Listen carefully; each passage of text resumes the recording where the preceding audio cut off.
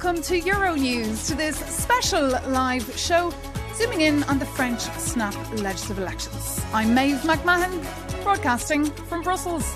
I'll be with you for the next couple of hours, bringing you all the latest on why exactly the French are going to the polls today and next Sunday, what the outcome could mean for the country and also for the European Union.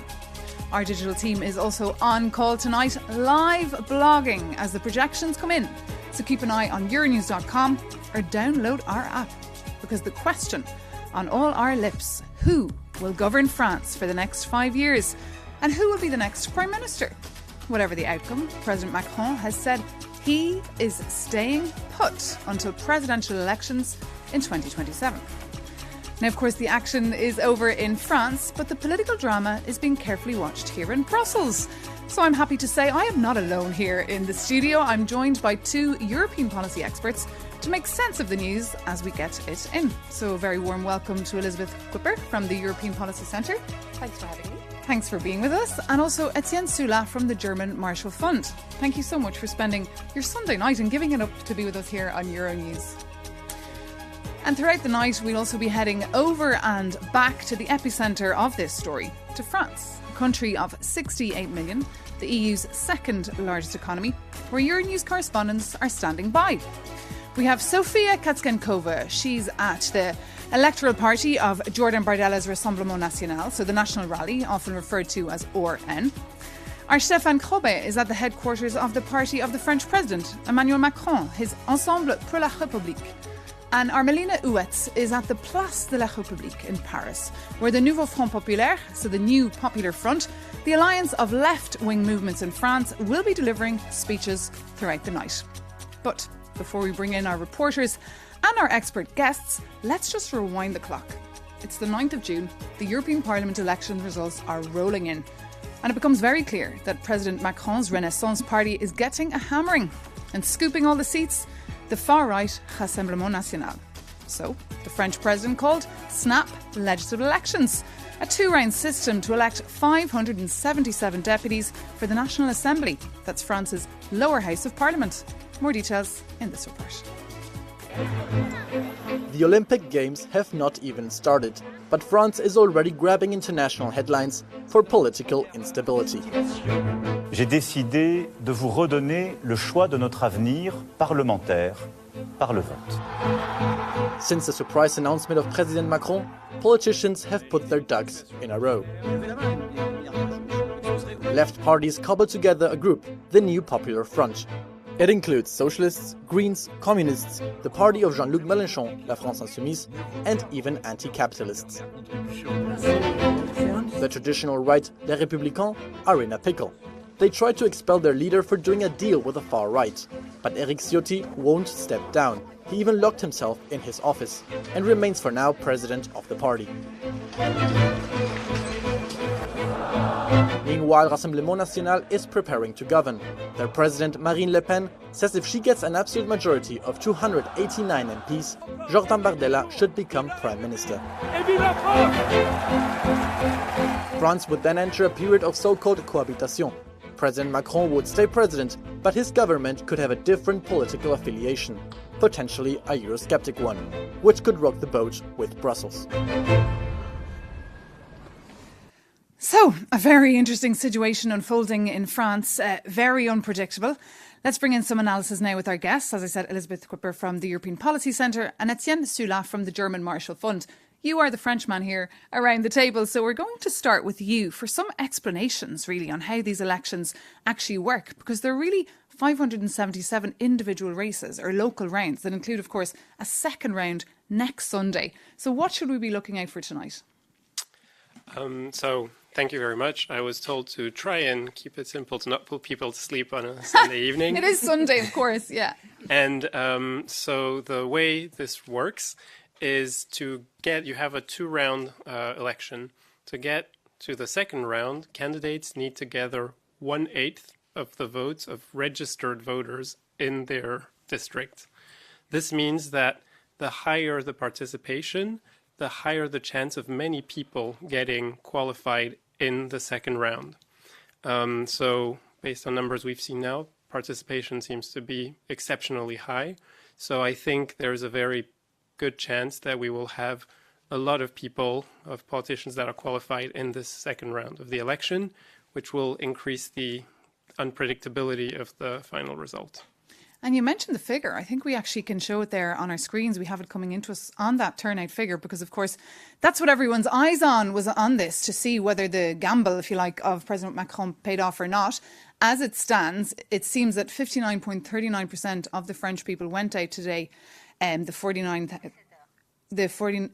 million that were eligible to vote today that were registered.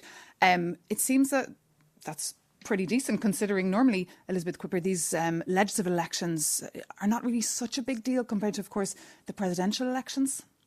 Well, absolutely. I think, indeed, I was listening, before I arrived to other analysis, and indeed people were saying that since in the 80s, the numbers have not been that high. And I think in itself, that's, of course, important that indeed people took to vote and people took this very seriously.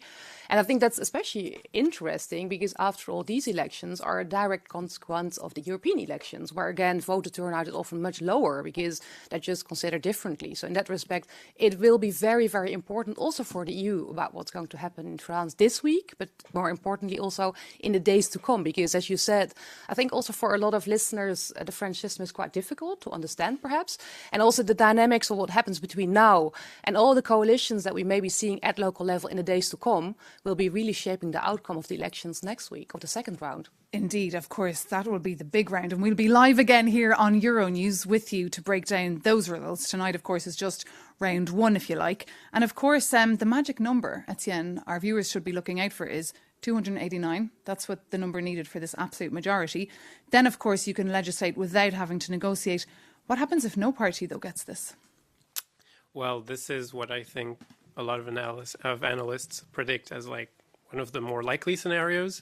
And it's unprecedented under the Fifth Republic in France to have this kind of completely divided parliament where no one manages to get a majority. So we'll be very much in uncharted territory. There are still, I think, there's still quite a big chance that the Rassemblement National, along with that section of the center-right that, cut off from the main party, would manage to get an absolute majority. But in the absence of that happening, it's really anything could happen. And just zooming out a little bit, I mean, the perspective here from Brussels, as I said, this has been watched big time, right? I mean, we had a busy week already here. We had the summit on the top jobs. There was also the presidential debate over in the United States that was watched carefully here. What's at stake, though, really for the European Union with these elections? Why are they such a big deal? Well, as you say, I mean, a lot is happening, and let's also not forget about the UK elections next week, because on the 4th of July we have these as well. And I think all of this really will be shaping the EU, because there's a lot at stake. And indeed, going back to the EU elections, where this is a direct consequence from, we have been seeing the rise of quite a lot of radical right parties. And we know that these parties aim to weaken the EU from within. So in that respect, if you ask me about the potential challenges or danger when it comes to indeed the rise of the radical right in France, it is about indeed weakening the system from within. I think it's also very much about the Franco-German relations that are already weak, but also maybe weakened if the Rassemblement National, I think, wins. And then I think there may be an impact on a lot of priorities, such as, for example, support to Ukraine, but also the importance of the single market, the French budget, climate change, and measures to address that. So there will be a lot of direct consequence if indeed the Rassemblement manage to indeed win the amount of votes that we now indeed expect them to win. And for his part, for the moment, Etienne, Emmanuel Macron, the French president, has said he's not going anywhere. He'll be staying president until those elections, the scheduled elections in 2027. Of course, the French president has a lot of powers, more perhaps than the US president. Would he not be, though, a little bit like a lame duck? So that is very much what Marine Le Pen has been laying the groundwork for, of in case the Rassemblement National manages to get a majority, of portraying Macron as less legitimate than he previously was. You're right to say that under the Fifth Republic, the president has immense powers and prerogatives. And in particular, on foreign policy and defense, he is formally the chief of the military, which is what Marine Le Pen attacked in a recent interview where she said that was mainly a ceremonial title and he wouldn't actually be that important. Although I do think that in particular, in the case of this split chamber that we mentioned before, a lot of people would be looking to the president to have this kind of problem-solving role, given the immense powers he has under the Constitution. Could make things very interesting. Yeah, and then also perhaps to add another element, because indeed it's not always clear, because this is unprecedented, indeed, where the power lies between the president and the future prime minister. And think about, for example, the nomination of the French commissioner here in Brussels. Either the Lisbon Treaty or the French Constitution is clear about it. So again, in the past, Macron has always nominated the French commissioner. But again, this is unprecedented, so we don't know exactly what's happening. And I think that, again, we have heard Macron endorsing Breton already last week, but we have also heard already candidates from Rassemblement National speaking up about their desire to become commissioner. So I think that's another one to watch. That is another one to watch. And just to remind our viewers, you're referring to Thierry Breton, the current Commissioner for Industry, who's hoping to have another go at that. But of course, all to be seen as those elections ensue. Well, as I said earlier, as I promised, we're watching the story from Brussels, but the action, of course, is in France tonight. It's in Paris, where the counting has begun, I understand. And as I said earlier, our correspondents are standing by for us to bring us all the latest as they have it. So let's head over now to Paris to bring in our Sofia Katsenkova, who is covering the RN party tonight for us, the Rassemblement National. She's managed to make her way inside what she's coined kind of the electoral party of Jordan Bardella, the rising star of that party. A man who has over 1.7 million followers on TikTok. Just tell us, what is the mood, firstly, in Paris on this?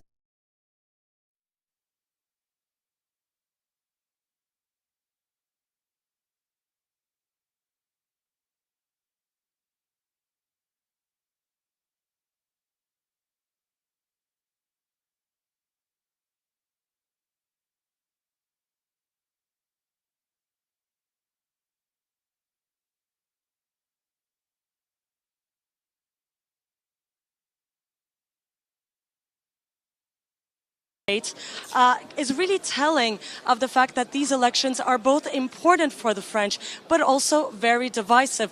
We also talked to some people that were passing us, and they told us that they will not be voting for the far right. However, what's important to note is that Paris and other major cities in France are not representative of the rest of the country. And as a reminder, during the June 9th EU elections, 93% of French communes voted for Jordan Bardella. Back to you, Mabe. And just, Sophia, tell us more about Jordan Bardella and what his promises entail. Why is he so popular? Well, he's really popular because he has a very well-crafted social media presence, particularly on TikTok, as you just mentioned. And it's all part of Marine Le Pen, who is the historic leader of the National Rally. Her plan to really make the party more palatable to mainstream voters. And that means that she's been trying to get rid of the party's xenophobic and anti-Semitic reputation for the past few years. And it's true that Jordan Bardella has had, let's say, more moderate positions compared to a couple of years ago. Other candidates, like, for example, on France's relationship with the Kremlin or with the EU. And this has led to this sort of normalization of the far-right party in France. And just a quick summary of the things that he is proposing. Obviously, immigration is a top priority for Bardella. He wants to get rid, for example, of dual nationals accessing any strategic and key positions within the government. He also wants to implement this emergency immigration law in case his far-right party gets the absolute majority in parliament. And this would also mean to get rid of the aide médicale d'État. It's a state-funded medical aid that fully covers, for the moment, undocumented migrants and any medical costs that they could incur. He wants to scrap that and make sure that this aide médicale is only available for vital emergencies. And for example, on the economy side, he wants to lower the value-added tax, that's the VAT, from 20% to 5.5% on electricity and fuel. And to do that, well, he wants to reduce France's contribution to the EU budget by 2 to 3 billion euros for 2024, out of a total of 21 billion euros just for this year alone. And finally, a second emergency measure when it comes to economy. He wants to launch negotiations with the EU Commission to waive electricity pricing rules for France. However, that could be quite complicated, according to analysts, because he would have to have the backing from EU member states in order to pass this reform. Back to you, Brussels. Thank you so much. Sofia Kaskanskova there reporting live for us from Paris. We'll be back to you a little bit later, but Sofia outlined a number of promises there made by Jordan Bardella and the RN. I mean, a lot of them, I'm sure, if implemented, wouldn't even perhaps he wouldn't be able to perhaps because they're out of line with the EU treaties, or they could come to blocks with the European Court of Justice. Oh, absolutely. And I think it's anyway very interesting to know that I heard quite a lot of people saying that for the Rassemblement National, these elections came quite early, because earlier this year, Le Pen and Bardella announced what they call a ticket for them to indeed run towards 27, when indeed there would be presidential elections. And then, of course, now after the EU elections, Macron announced these snap elections, which came probably a bit too early for them, because a lot of their proposals are very light on detail. And as you say, on the other hand, apart from being light on detail, they are very probable against a lot of EU treaties and red lines, because indeed on the single market, Bardella have already said that indeed he wants to limit also the movement of people. For example, when it comes to the EU budget, he has indeed said that he wants to decrease the EU's budget. For example, last Sunday, I think it was in Le Monde, 800 scientists, including from the health and the social sector, have called on Macron to really ensure that, for example, investment in science really remains important, because also their slashing budget is something that the Rassemblement National would be rather in favor of or wouldn't really care about. So I think there are a lot of potential consequences for the EU, really. Yeah, and we'll come to them a little bit more now as well with you, Etienne, but I just want to take a look at the predictions we're getting in now on that turnout today at 10 minutes to 8, 65.50%. That's the estimation we're getting there from Ipsos on turnout. Of course, the counting is underway in a number of parts of France, because as we heard, this is a unique election, isn't it, Etienne? Just to go back then to what we heard there from Sofia Kaskanskova there. There's so much that Jordan Bardella would like to do if he becomes Prime Minister, if his party gets that absolute majority today. What sort of collisions can you imagine arising? So I want to maybe go back on something your correspondent mentioned, which is this kind of very long-term strategy that the RN has had to appear as more benign to voters. So going back on some of their more, extreme propositions like Frexit, or trying to downplay, for instance, the relationship between Marine Le Pen and Vladimir Putin. Nevertheless, I think the RN stays like a very hard right and dangerous party for France and for the European Union. I think the first wall they would face, even before the EU, would be in France, the Constitutional Court, the Conseil d'État, State Council, in that, for instance, the most recent proposition of the RN that had people up in arms was about this proposition to exclude people of dual nationality from sensitive roles, with a very vague notion of what constitutes a sensitive position. And this would de facto create, two classes of French citizens, the full Franco-French citizens and dual nationals. And I don't think that would be in accordance with the French constitution. That would probably be struck down.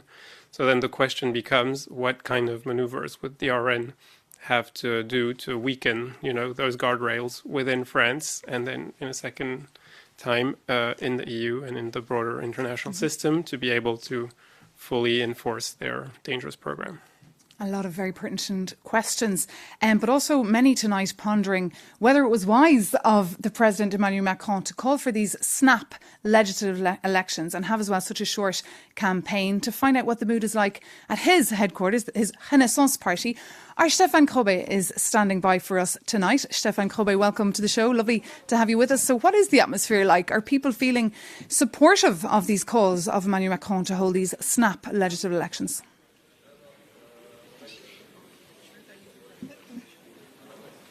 Well, good evening, Maeve, to you in Brussels.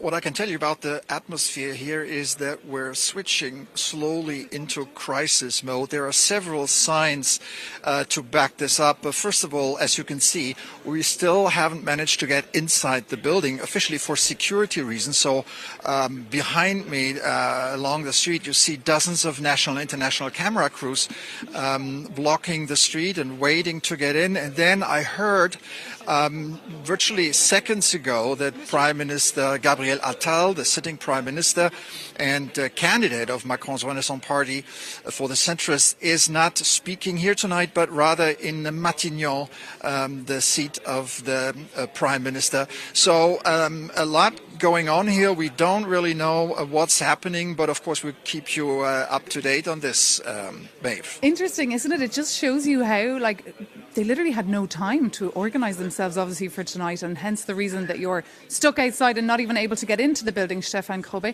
But nonetheless, can you tell us what's at stake for the French President Emmanuel Macron tonight?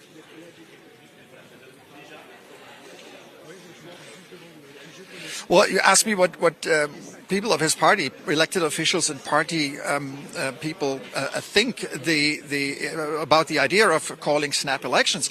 I mean, figure this out. Many of the members of parliament that belong to the president's alliance, to the presidential majority, will certainly lose their jobs if the polls were any guidance. So these officials, yes, they're still with the president, but of course there's a big chance that they're going to lose their seat in parliament in 1 week. So there's a mix of feelings here. On the one hand, they still trust the president and there's the trust in his political decisions. On the other hand, I mean, they read the papers, they read the polls, they know it's going to be tough for them next week. So that remains to be seen whether Macron will have a majority to deal with from his own camp, or whether he's going to be forced into a cohabitation, into a coalition government. But of course, this is something we're going to discuss with our experts now, tonight, and next Sunday, Maeve. Of course, Stéphane Krobbe, it remains to be seen, but you're telling us there that there's already a mood of crisis mode over there where you're standing in Paris. Thank you so much for that, Stéphane Krobbe. We'll be crossing over to you a little bit later, but now we can bring in Melina Huet. She's our correspondent who is standing at the Place de la République for us tonight. Thank you so much, Melina, for joining us. First of all, tell us exactly what's happening exactly where you are. What should we expect tonight? Well, Maeve, as you can see behind me, a platform has been set up. Some sound tests have been running for the music, of course, but for also some speeches that are expected tonight, at least from 4 executives from the 4 parties that form the left coalition, including Marine Tondelier from the Greens, or Olivier Faure from the Socialist Party, or Manuel Bompard from LFI, that's France Unbowed. Well, now what we have to say is that the Republic Square, Place de la République, is at the heart of Paris. It's a very symbolic square here where most demonstrations are happening. Just a week ago, a march was organized by feminist and women's rights activists to call to vote to counter the far right in the polls. So we're also expecting a few protests here, a few demonstrations. So you can hear the music starting right behind me just now. So you mentioned those various speeches, Melina, that will be taking place there tonight. Can you tell us how the left managed to cobble together this party and how they managed to actually sit in a room and get on? Will this coalition really last beyond tonight and next Sunday?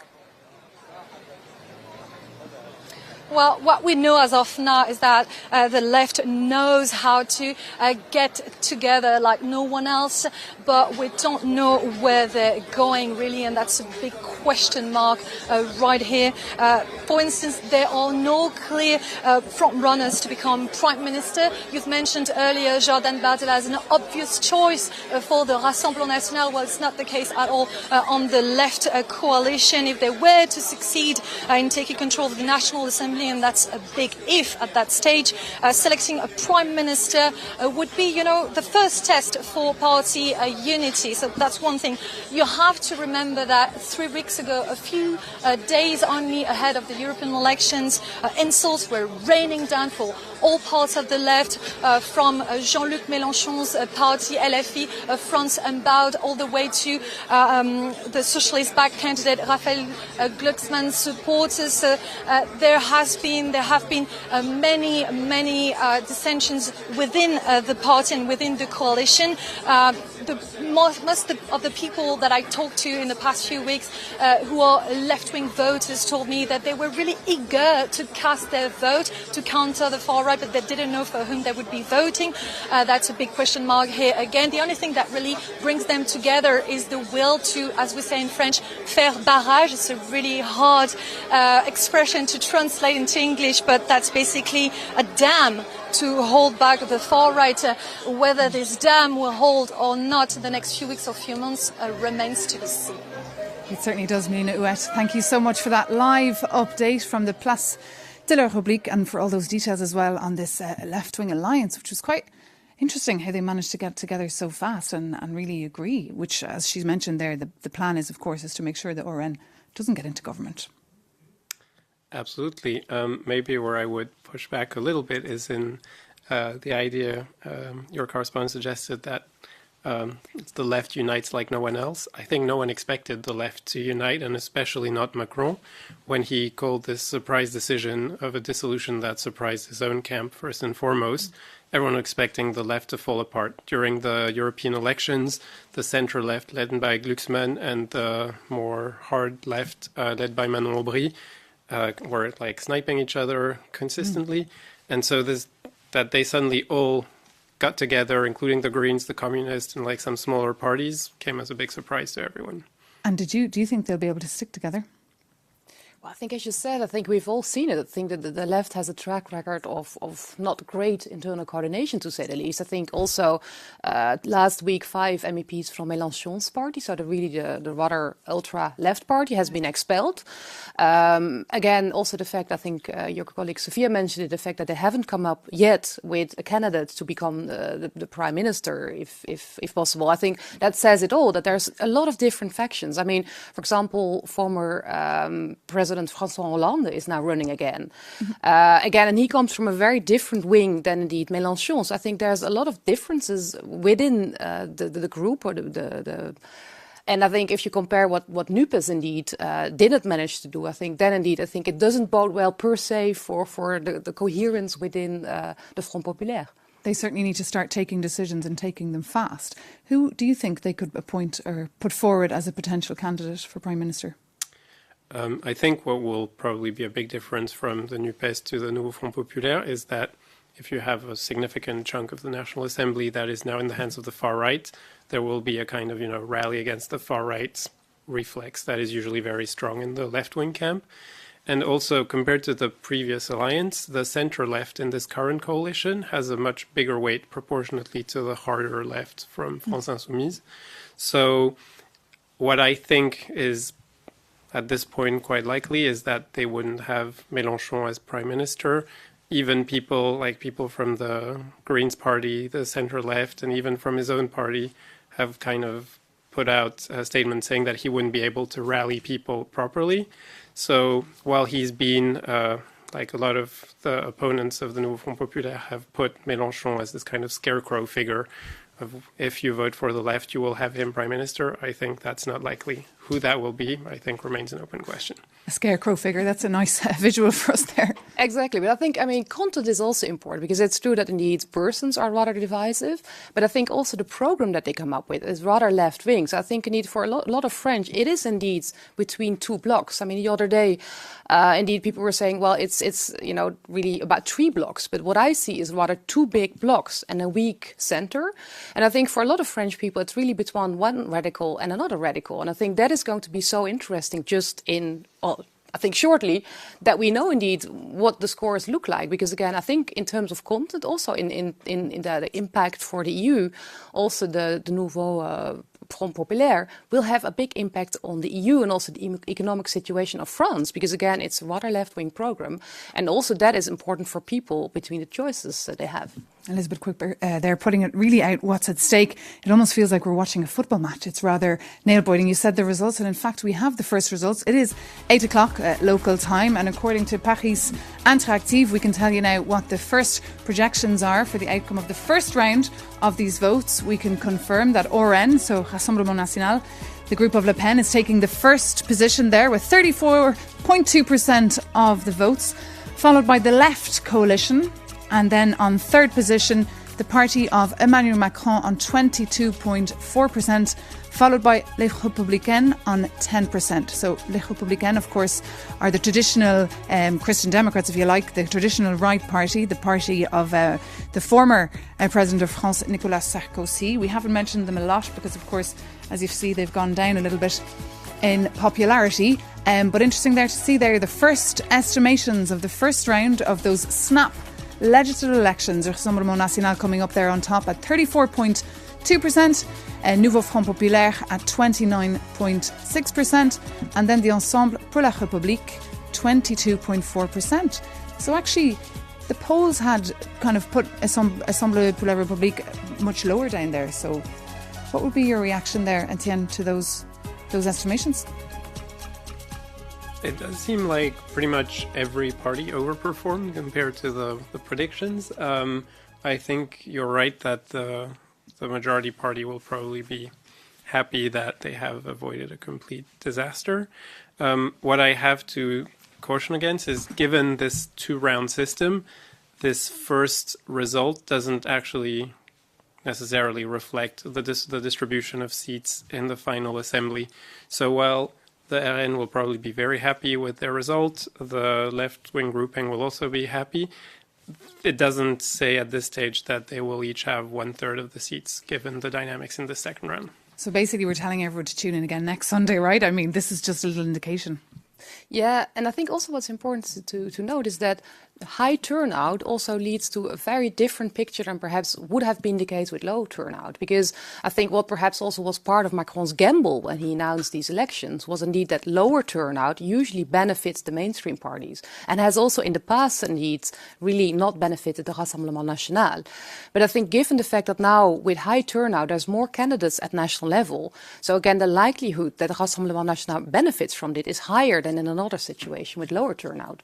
And this statement that Emmanuel Macron, the president, said a few weeks ago in that speech that, you know, there was a risk of civil war if the RN won, was that a little bit overdramatic, Etienne? Well, I think it's part of the general tone of this campaign. It has been very short, very acrimonious, and I think quite emotional by French standards. I would push back a little bit against the idea that was presented earlier, that it was the choice between the center and two, radical formations. Indeed, on the far right, I think we do have a far right party that has like a very coherent line. On the left side, this coalition, as we mentioned earlier, they're not very coherent. There's no guarantee that they will stay as a bloc after the election. And so I think the idea that it was either center or chaos was really a kind of electoral ploy from Macron to get more votes. And just speaking of chaos, let's talk as well about Les Républicains. They're coming there in with 10% of the votes. What happened to that party? We saw the images as well earlier on our screen of their leader, Éric Ciotti, who's refusing to step down because he was. They wanted to expel him, the party, for doing pacts with the extreme right, with the far right. Do you think that party is kind of breaking up or fighting for survival? Oh, absolutely. I mean, it was almost a soap if it weren't so serious, indeed, to witness what was unfolding over the last couple of weeks. And I think it's especially important to take into account that this is the party that indeed is the Goals party. So again, there's an important historical heritage.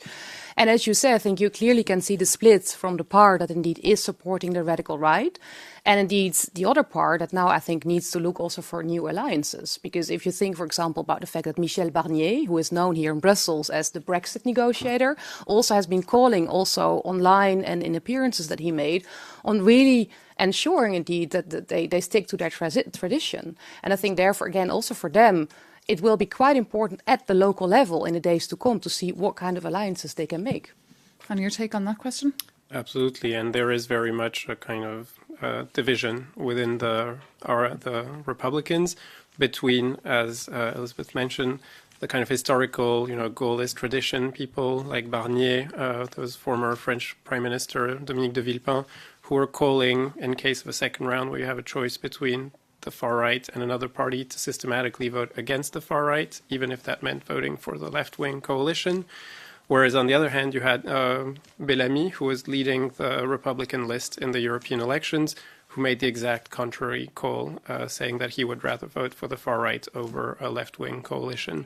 So there's very much a division now within the Republicans and questions about which direction the party will go in as a whole. Wow, lots of questions that are being asked and pondered tonight. We understand that Marine Le Pen will be speaking as well shortly live, that we'll be able to tune in to that. But if you've just joined us, we're live here from Brussels. We're on Euronews, and we are taking stock of the estimations of the first round of the French snap legislative elections that were called by the French President Emmanuel Macron on the very night that the European Parliament elections were coming in. We already have those first estimations coming up on our screens right now. It seems that Rassemblement National, so the group affiliated with Marine Le Pen and Jordan Bardella, is coming up there on top with 34.2% of the votes. Second there, Nouveau Front Populaire, the far left or the left-wing alliance making up of the Greens, the Socialists, La France Insoumise, the party of Jean-Luc Mélenchon, and also the anti-capitalists. They're coming there at 29.6%. And number third, the group of Emmanuel Macron, Ensemble pour la République, and then the Républicains coming there fourth with 10%. Now, as Etienne Soula, who's here with me in the studio, keeps telling us all to take these estimations with a pinch of salt, right? Because we'll be back here this time next week, Sunday night. It'll be round two of these snap legislative elections, when we'll have a little bit more clarity and we'll be able to digest exactly a little bit better who could be governing France for the next 5 years, and who, of course, will be the Prime Minister of France at a very important time for Europe. Let's remind our viewers, Elizabeth Quipper, there's a lot happening right now. We're going through a transition phase as well, with the new legislature taking office very soon. There's a lot of big issues that Europe needs to deal with, and we need a strong France and a functioning France in order for this project to actually function. Well, absolutely. I mean, as you say, I think there's a lot of stake for the EU also in the current geopolitical context. And hence it's so important.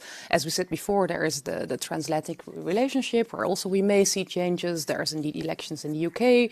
And there's a lot of at stake when it comes to indeed the EU defence and security agenda, where we have seen that not just the Rassemblement National, but all the radical right forces in the EU are not always very clear on their stance on the Ukraine and indeed their support for Ukraine, their stance on NATO, but also the rule of law. Because let's not forget, for example, if you think about Italy, where we also have seen the rise of the radical right party, that even though perhaps in Italy we have an example of a prime minister that is rather pro-Ukraine and pro-NATO, at home there are concerns, for example, about her doing with media. And again, I think it will be very important also in France to see how indeed a potential rise of the Rassemblement National, and rise as in being and becoming part of the government, reflects indeed that. Because, as we said before, I think it's very worrying that indeed the Rassemblement National speaks about second-class citizens and wanting them to exclude from certain services. I think that is a very worrying development, and for me that really relates to the rule of law, something that we really have to witness. And Etienne, in your view, what would this political instability in France mean for the EU? If we see, for example, a hung parliament? It would be very difficult. Just going to hold you there, but we'll come back to that a little bit later, because we'd like to take a listen to Marine Le Pen, who is speaking live, and she'll be speaking in her native tongue French, but we have interpretation prepared for you. So we can take a listen now to Marine Le Pen, who has arrived there on the podium to music and cheers and lots of waving flags. Let's take a listen.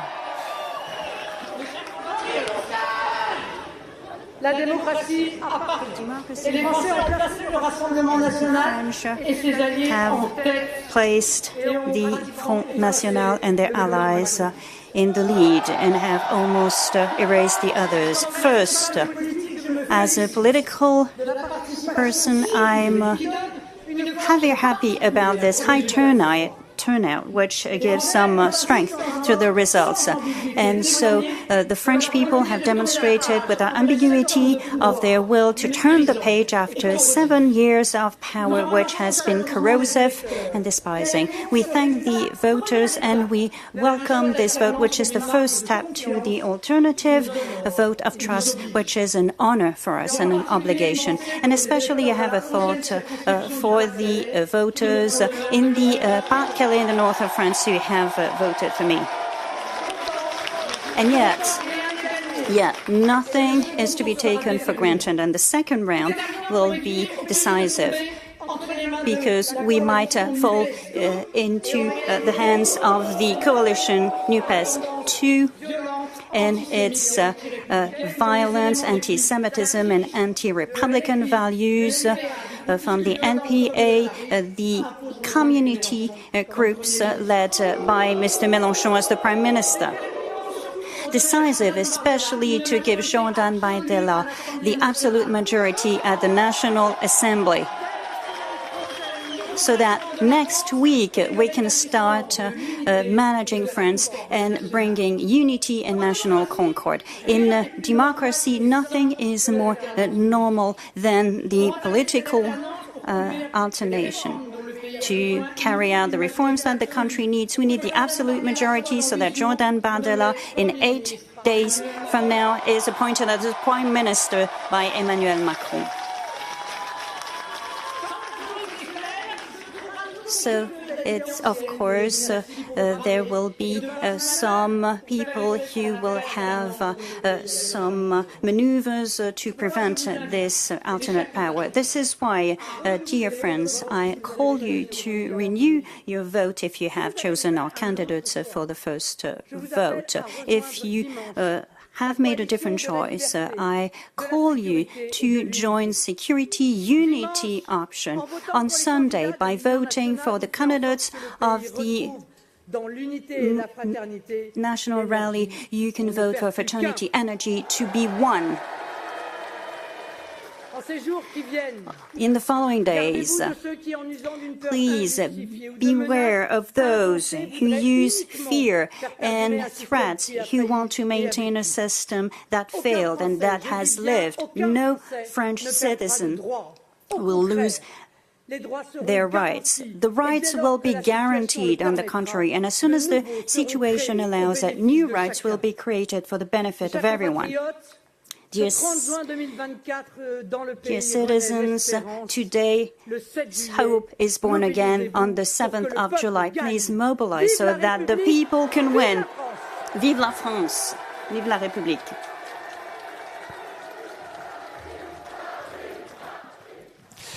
So Marine Le Pen there, the president of the RN, very much in victory mode there, thanking all those who voted for her and calling on everyone who voted for her party today to vote for them again next week on the 7th of July. She's also saying that nothing, of course, can be taken for granted. This is, of course, just the first round, but saying that she is ready. She sounds very much ready to govern, and that her candidate, Jordan Bardella, so the leader of the party, the 28-year-old man that we spoke about earlier, he is ready to be Prime Minister. And we can take a look at the first projections as well, just coming into us as well here at Euronews, at what the outcome is looking at now at just 8:15 on Sunday night, local time. It looks like the majority of seats could be going to the Front National, with between 230 and 280 seats. And then over to the Nouveau Front Populaire, 125. So could look very different to what the situation is today, Etienne. What would be your takeaway from that? Obviously, reminding our viewers the magic number is 289 seats. That's what's needed for an absolute majority. And Marine Le Pen, who we just heard from a little bit earlier, has said that if her party gets the absolute majority, the Prime Minister of France for the next 5 years should be Jordan Bardella. So the projected seats that you're showing now are quite close to the latest poll that had been published before the election. And I think what you have to consider is, in addition to those RN seats, you would have probably a chunk of the Republican seats that would follow the Ciotti line, that would possibly create a coalition with the RN, giving them the majority they need to govern. So based on those projections, it's very much kind of the nightmare scenario that a lot of people had been warning against, of having a possible far-right government in France. That is now a real possibility. Well, that is, reminder viewers, a nightmare scenario for those working for the European Commission and those in the middle of the Parliament. But of course, people who voted for that party think that's a dream scenario and argue that this will bring hope, that these will bring change after so many years of Macronism. They really feel that this party will be able to change France, fix France and deliver on all those promises of scrapping taxes and making life much better for so many people who are living really on the brink right now and really feeling far away from the so-called political elites in the city. Yeah, but I think, first of all, it's important to note indeed that Macron's gamble hasn't paid off, because clearly what he had hoped for... Just going to have to stop you there. We are, of course, live here on Euronews, and we can bring in now Jean-Luc Mélenchon, who's speaking live in Place de la République, I believe. Take a listen. The country, all of a sudden, had to face a challenge of a dissolution, anticipated vote. President Macron thought that, again, he would lock up the vote, the opinions, into the difficult choice that no one wants anymore, himself or the National Rally. This is a massive vote that avoided the trap for the country. This vote has inflicted a heavy and obvious defeat to the president and his candidates and the so-called presidential majority. Tonight,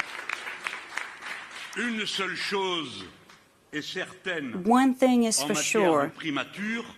When it comes to primary position, Mr. Attal will no longer be the Prime Minister.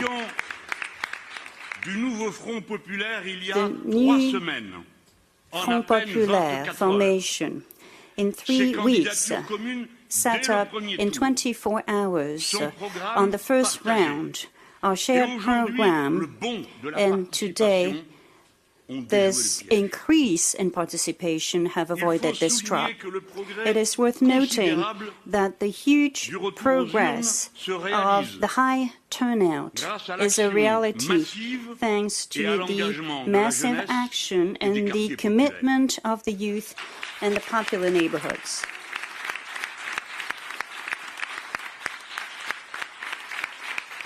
Je veux solennellement I would like to thank the tens of thousands of men and women who have mobilized with us in order to make this possible. Now, we are going towards a second round, which will be of exceptional intensity. So the country must choose.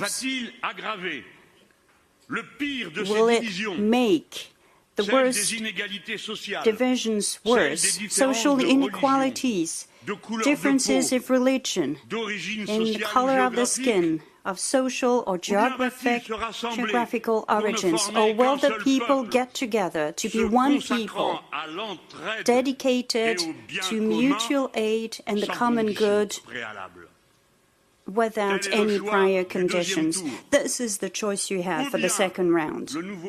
So either the new Popular Front or the National Rally. In these conditions, we cannot make any other proposals or any other reasonable proposals to make to our people than this one. We must give the absolute majority to the new Popular Front because it is the only alternative.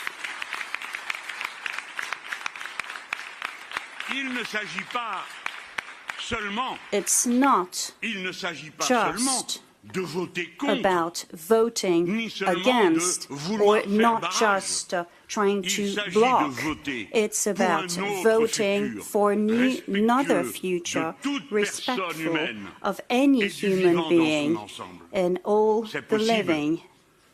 It is possible. For the second round, the new Popular Front is present in duels in most cases, most often facing the National Rally. So it is possible to vote directly to give us the absolute majority.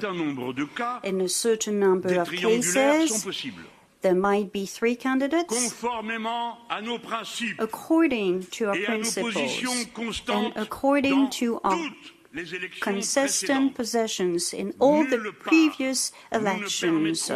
We will never allow the National Rally to win. And this is why, in the case where they would be number 1, and if we were only number 3, we would withdraw our candidate.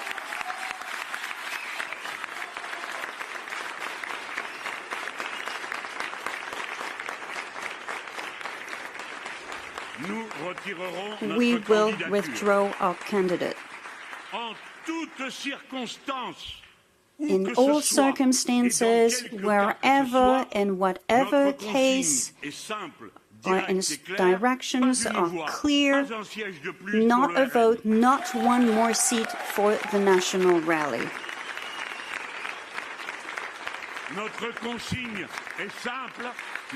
The instructions are simple, they're clear. All of your energy so that the new Popular Front can achieve the popular union, the Union of France. So there will be a long week ahead of us. Each person will have to make their decisions in their conscience, and this decision will sustainably engage the future of the country and the fate of all of us. We call on to every one of you to remain cool-headed and to keep your convictions. Everyone must take a position. Everyone must engage and convince the people around you. France is at stake. The Republic is at stake. And that's the idea that we have of the life in community. So the polls that have been announced, as usual, they will evolve in our favor over the evening. So the seat projections have no credible value for now if only to put pressure on you. But the future is never set in marble in advance. As in our private life and in our collective life, it depends on everybody's commitment. So with the new Popular Front, it will be a new France. A new France might emerge, made of unity, of respect for everyone, and for the living everywhere, anywhere, from now on. So to all of you, on behalf of my friends, and with a thought for everyone, all of you who have worked so hard in this campaign, I think that the future is still open and in our hands. So I say strongly to everyone, long live France, long live the sovereign people, vive la République. So Jean-Luc Mélenchon there speaking to his voters in a rather sombre tone, calling them as well to vote next week, saying that we will never allow RN to win. The question, of course, now will be how will they, of course, get votes from the centre. But first, let's just remind our viewers what the latest estimations are on the first round of these snap legislative elections. Coming up on top, just like predicted by the polls in the last week, RN, Rassemblement National, this is according to Ipsos, 34%. And then coming in next, Nouveau Front Populaire, the left-wing alliance that makes up the Greens, the Socialists, the Anti-Capitalists and La France Insoumise, 28.1%. We were just hearing there from Jean-Luc Mélenchon speaking to his voters. Coming in third there, Ensemble pour la République, the group of the French President Emmanuel Macron, And down at the bottom of the pile, Les Républicains, the traditional right at 10.2%. Earlier we heard as well from Marine Le Pen, the president of RN, and we also heard just now from Jean-Luc Mélenchon. So the question now, I guess, is how will this Nouveau Front Populaire for the next week sway centrists to vote for them, Etienne? I think it's very interesting to see that Mélenchon called for the Nouveau Front Populaire candidate who came in third to pull out, to give a chance to anyone who is fighting against the far right to make it into the National Assembly. I'll be curious to see if other parties, and in particular if Macron's party, decide to do something similar in case their candidates came in third. I think that will be the main hope for the Nouveau Front Populaire to increase its number of seats compared to the current estimates. And it felt like quite a sombre mode there, didn't it? Very serious, a lot at stake, he said as well, for France, a lot of issues that need to be dealt with, a lot of social inequality that needs to be dealt with, huge amount of issues at stake for the country. Well, absolutely. And it really struck me as well that both Le Pen as Mélenchon, and he really called on the importance of an absolute majority, because I think both parties and both parts realize that if you don't have an absolute majority, you have the so-called cohabitation. And it's true that happened in the past. It happened 3 times, but that always was with parties of the center-left and the center-right. And even there, people already said that it wasn't really working, that indeed a lot of proposals got stuck, somewhere in the middle. But I think it's very important, especially in the case of the Rassemblement National, if you have a cohabitation, it's indeed with a radical party, where again, dynamics at stake, especially to do with the rule of law and indeed divisive issues, a lot of people indeed that will feel left behind. I think that the challenges there are even bigger. Well, as we've said earlier, Elizabeth and Etienne, this is just the first round. We will have to, of course, wait till next Sunday to see exactly what happens. But according to those estimations from Ipsos, the winners tonight are clear, and that is RN. Rassemblement National. And that is also where our Sofia Kaskankova is standing by tonight for us to bring us the latest. You were also there listening to all those speeches earlier. Tell us, what is the mood? Who have you spoken to? What is the plan for the coming days before the next round, Sofia? Well, as you said, massive victory for the far right, 34.2% of the votes, according to these latest estimates. And we haven't really been able to speak to anyone from the RN here in Paris because the Electoral Party is only reserved for the press. But we've been seeing images from the Electoral Party up in Beaumont, that's in the north of the country. And it's a historic stronghold of Marine Le Pen, the historic leader of the Rassemblement National. And I mean, it's a real success. You see that people are really celebrating there at these headquarters. And during her speech, Marine Le Pen hailed an unambiguous vote, as she said, a sign of desire to turn the page after Macron. She also called for an absolute majority for Jordan Bardella to become prime minister and be able to pass certain emergency laws, like, for example, the immigration one, which would, for example, cancel the droit du sol, that's the right to French citizenship. If you are born in France to foreign parents, you can get it after you turn 18. So he wants to scrap that, for example. However, I did manage to speak to an ex-advisor for French President Emmanuel Macron, who said that he was absolutely not surprised by the results, and that he said that the rural areas of France have long felt that they are not been heard compared to major cities like, for example, Paris and Lyon, that are not at all representative of the rest of the country. And, you know, this is, again, a massive victory. We'll see what happens with the next estimations. But just 3 weeks ago, the RN had a double victory, winning the EU elections and also getting French president to dissolve the National Assembly, a request that President Macron ended up listening to. Back to you, Brussels. Thank you so much for that, Sophia. And just one more question for you, because we're, of course, here in our little political bubble in the EU quarter of Brussels broadcasting tonight. But you're there in France and you've been speaking to voters and citizens for the last couple of weeks as they got ready for these votes. How do they feel about these snap legislative elections? Because normally they're not such a big deal, right? They normally just happen 2 months after the presidential elections. But how have they been feeling? It's summertime. Also, the Olympic Games are set to start in just a few weeks. Well, as I said earlier, it really depends on who you talk to.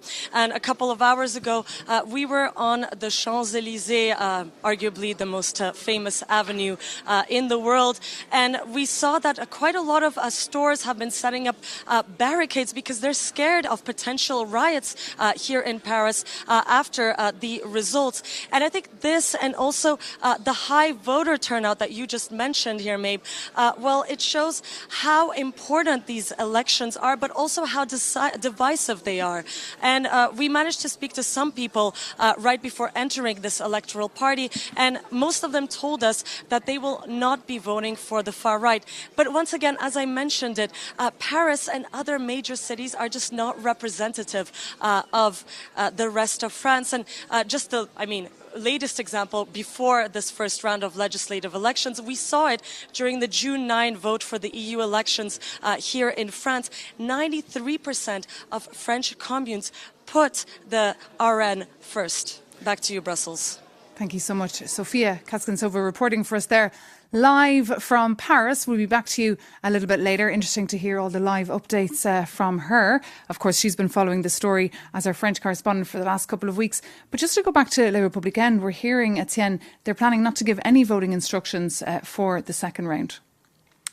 I think it goes back to what we were discussing earlier, that there is now a division inside the Républicain where I don't know what the proportions are, but a significant portion of the party is tempted by an alliance with RN, especially now if they come in first, it will be their best chance to be in power. Whereas the kind of historical, rear guard and like the big figures of the party are still kind of, this is their red line of they will not ally with the far right. So I think it makes sense from the leadership to try and serve and preserve a semblance of unity by not issuing formal instructions to vote. Interesting. Similar stories are being written all across the EU. Perhaps you can tell us the latest in the Netherlands. I mean, you've had elections there, your native country, and we have finally a coalition after many months. Absolutely, indeed. The next government is about to be installed on Tuesday this week. So another, indeed, important fact happening in the EU.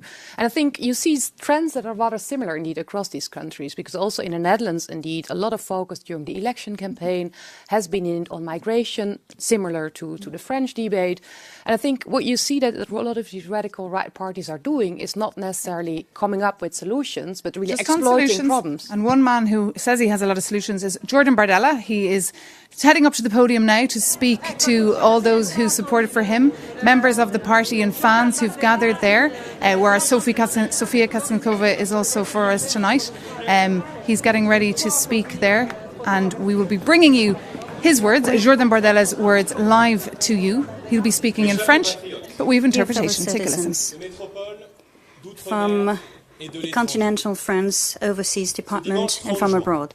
On this Sunday, 30th of June, first round of the general elections, the French people have responded to the call of the ballot with the highest turnout the 40 years. And today, the French people have raised to their responsibilities, and it's been an honor for our democracy, and I would like to thank them for this. Again, 3 weeks after the European elections, which have led to this anticipated elections, they have voted very obviously and confirmed their desire for change by supporting the candidates of the Rassemblement National and putting them in the lead in a large majority of constituencies we have won in many places in the country. So I would like to thank them, and I would like to call on to stay mobilized in the ultimate effort next Sunday on the 7th of July. The vote that they will have to cast next week will be the most decisive of the Fifth Republic. Given the results, the presidential side not supported today again is not able to win, and the far left is very worried. Now, the choice is clear, and there are two pathways for France. On the one hand, the alliance of the worst, the new Popular Front gathered behind Mélenchon that would lead the country to disorder, insurrection, and the ruin of our economy. On the other, national union that I had the honor to lead with Marine Le Pen, Éric Ciotti and our allies. This unprecedented alliance, motivated by the national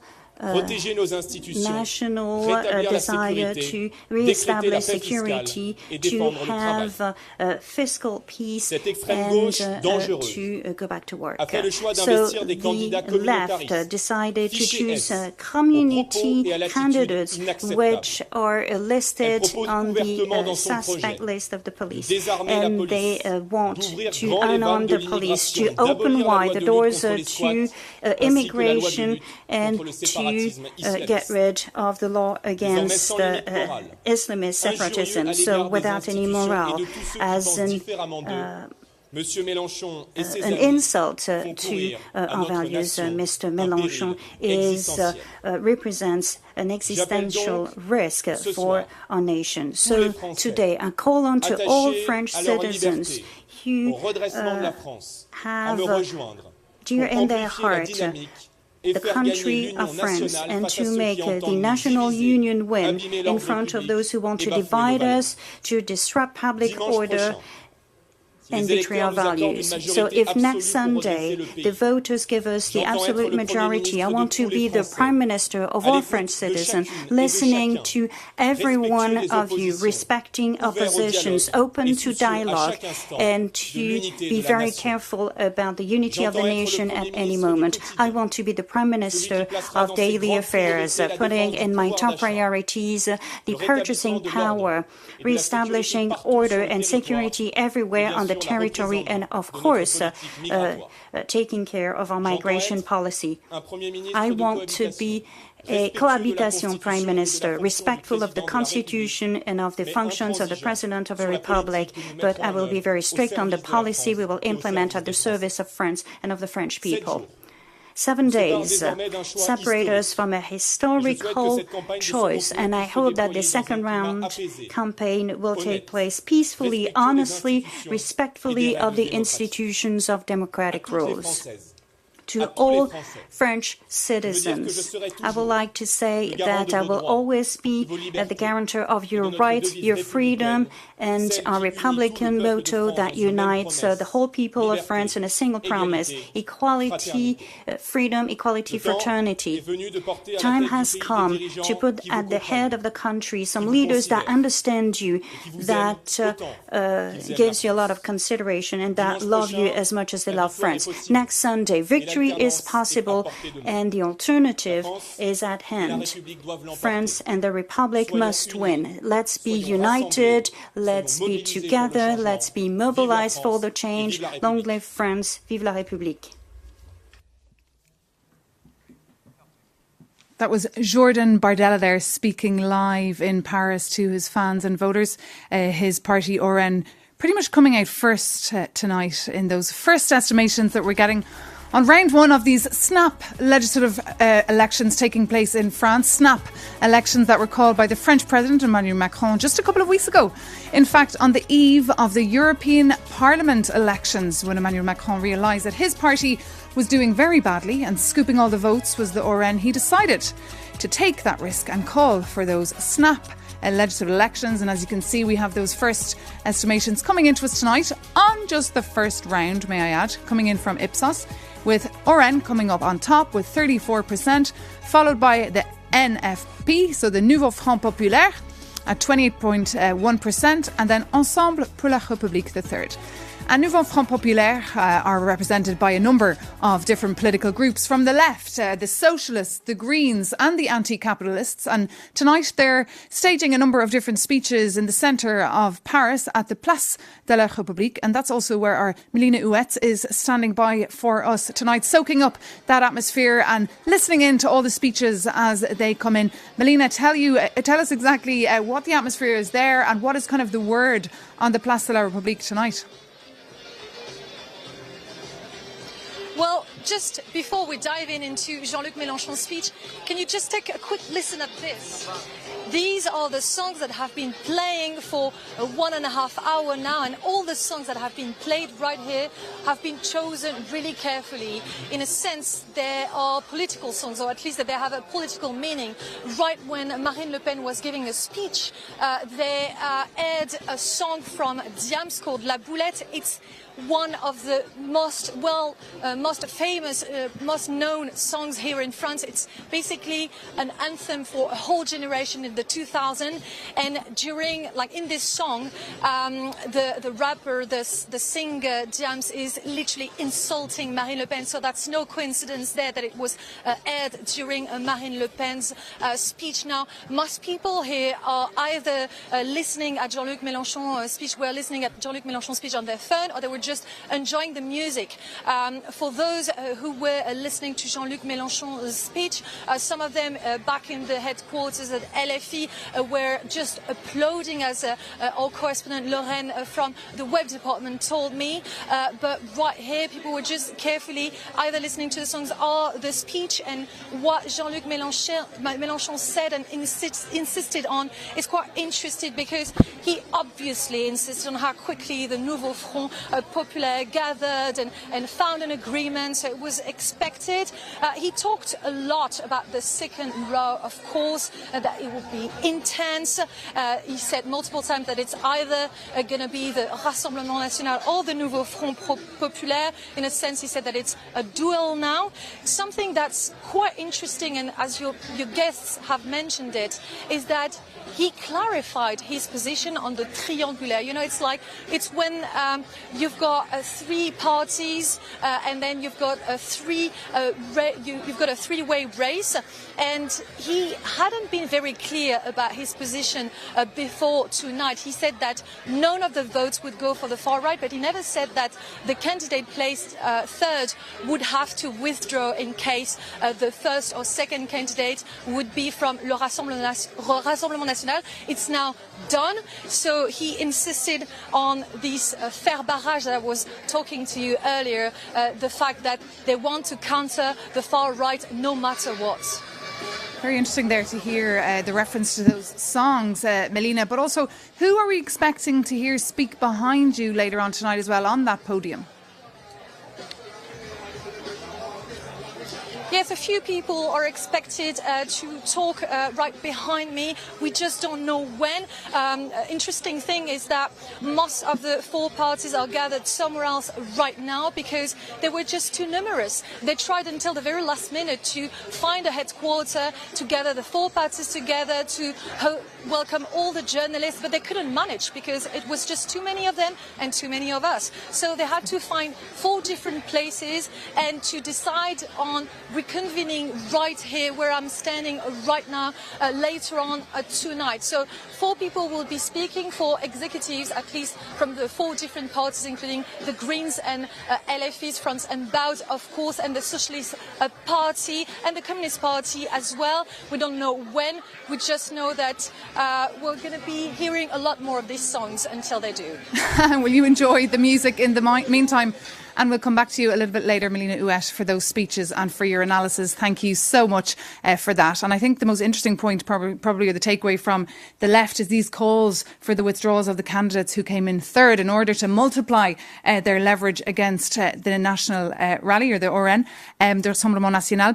I really want to get your analysis on that, Etienne, in just a minute. While you think about your answer, I want to bring in Stéphane Krobet, our correspondent, who is standing outside the headquarters of the Ensemble de la République, so the party affiliated with Emmanuel Macron, the French president. Stéphane, you don't look too happy there because you're still stuck outside the building. So I don't know if you've even had the opportunity to speak to any members of the party or catch up on any gossip inside or mood, or tell us what the plan is for the next couple of days.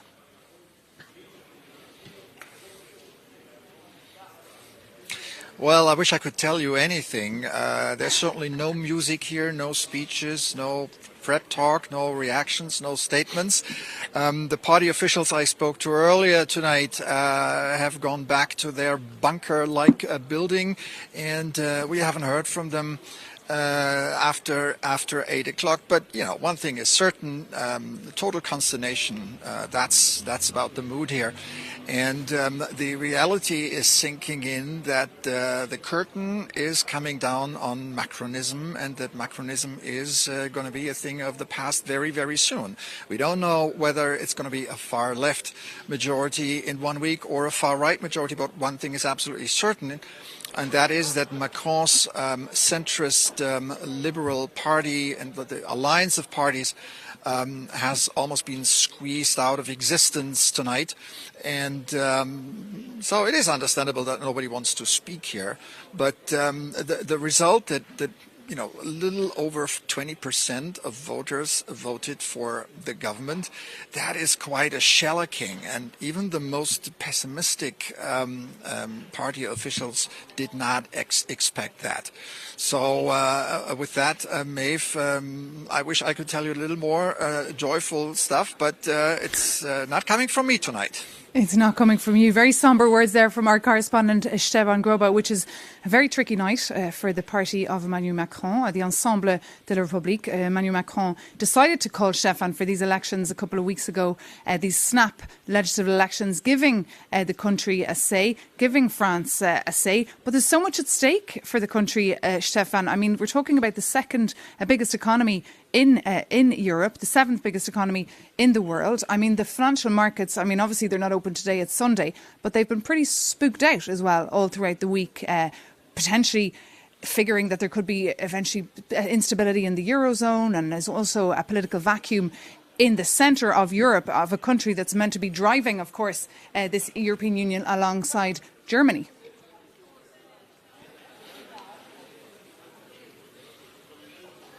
Well, absolutely. And this is an argument that has been put forward by President Macron and his allies, that a high-spending far-left government or a high spending far-right government are, of course, bad for the second economy of the Eurozone. And there was hope until the very last day of this campaign that somehow, the president's party would survive and be able to maybe appoint a government of technical experts, of prominent French politicians like Christine Lagarde, a name that has been floating around, or Jean-Luc Trichet, the former ECB president, no spring chicken at 81 years. He's as old as Joe Biden. So that would not have been a, young, modern-ish sort of government. But there was the hope that this government could at least steady the ship for a year. And obviously not very ambitious, because you can't do many reforms with such a government. But this final hope has gone out of the window today, I think, and the mood here is accordingly, Maeve. It is indeed accordingly, Stefan Grobe. Thank you so much for that. And as Stefan was speaking, we can see people behind him actually packing up as if they're about to head home. It's like there's absolutely nothing happening over there. The party is clearly at the electoral party of Jordan Bardella at the Rassemblement National. Very interesting to hear from Stefan there. And of course, all our correspondents on this very important night, this historic night that has a lot at stake, of course, for France, the second biggest economy in the European Union, and of course, a lot at stake. But let's just remind our viewers, if they have just joined us, about what the initial estimations are, the initial outcome according to Ipsos. Oren up on top there, Rassemblement National with 34% of the votes, according to the counts. Second up, Nouveau Front Populaire at 28.1%.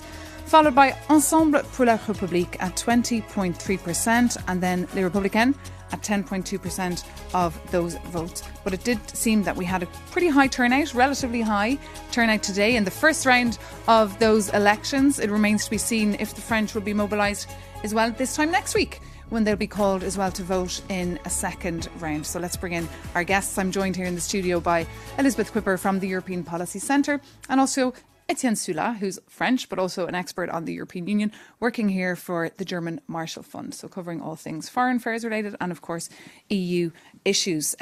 Let's perhaps talk about the turnout, which was pretty high. I mean, I've read earlier, according to data from the French Interior Ministry, France has not witnessed such high voter turnout in legislative elections since 1986. Why do you think so many people went to vote in these elections?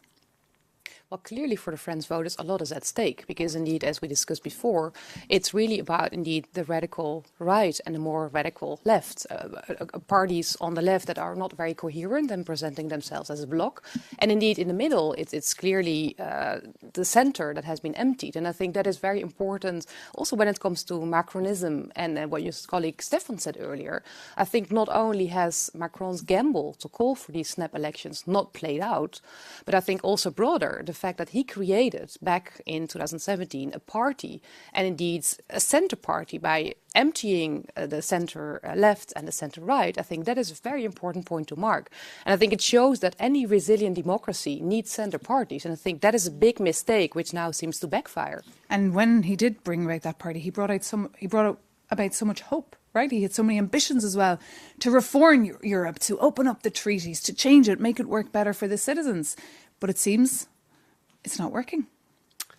Well, if you'll allow me to maybe be a bit more metaphorical than we've been so far, I think Macron came in with this kind of idea that he was going to be the new king of the French people. You know, he was the new Jupiter, like he was kind of centralizing a lot of power, a lot of decision-making in the Élysée. And you're right, he also presented himself as a reformist who was really going to change things for ordinary people.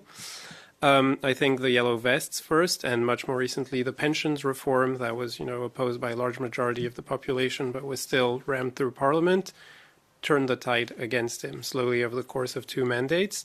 And this, in a way, if you'll pass me the expression, is the French people coming for their king again, and so I think this is what we see in the results of these elections. And we do know how the French love to protest, and I wonder, will we see a number of protests taking place in the next couple of days, something that the mayor of Paris, Anne Hidalgo, had feared, given, of course, the Olympic Games are taking place there. She was very angry with the President Macron for calling these elections right now.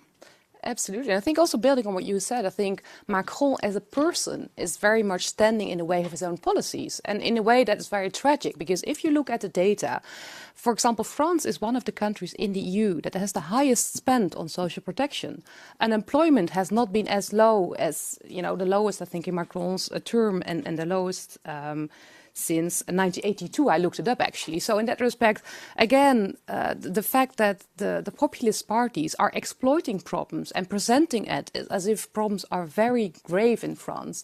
And indeed, of course, the cost of living crisis, as in other EU countries, has been a very sincere issue. But I think, again, people seem to dislike Macron so much that they don't note as much what kind of policies he has introduced. Even the media, I was reading commentaries in Le Monde, they were calling him narcissist and really against his way. He seems to have created a bit of a wall, right, between the people and his Élysée.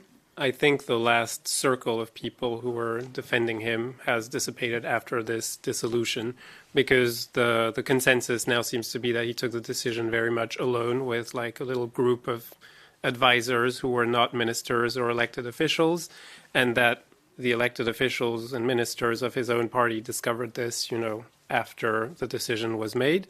And in the weeks that have preceded this vote, you have seen a lot of the big heavyweights of Macronism distance themselves. So you've had the finance minister, Bruno Le Maire, who was saying he's a free man, he remains free.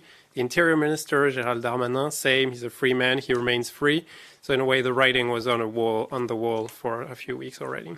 I even heard indeed that from his own party, people have taken him off from the campaign posters because they just didn't want to be associated with him. Yes.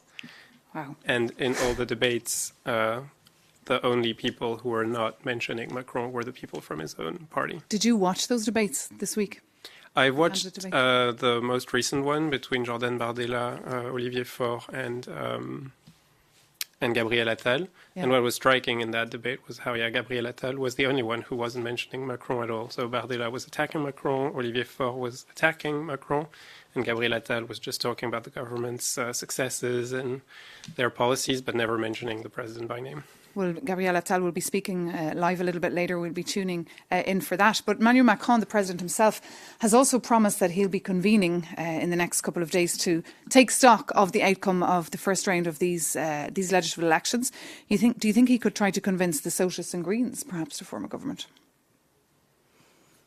Well, that seems quite hard because, again, they, of course, have been forming their own coalition on the left. And I think, again, as we said before, they have committed to do so. And I think, again, the Front Populaire has quite a tradition because the first Front Populaire came together already in the 30s. So, again, there is this historic tradition.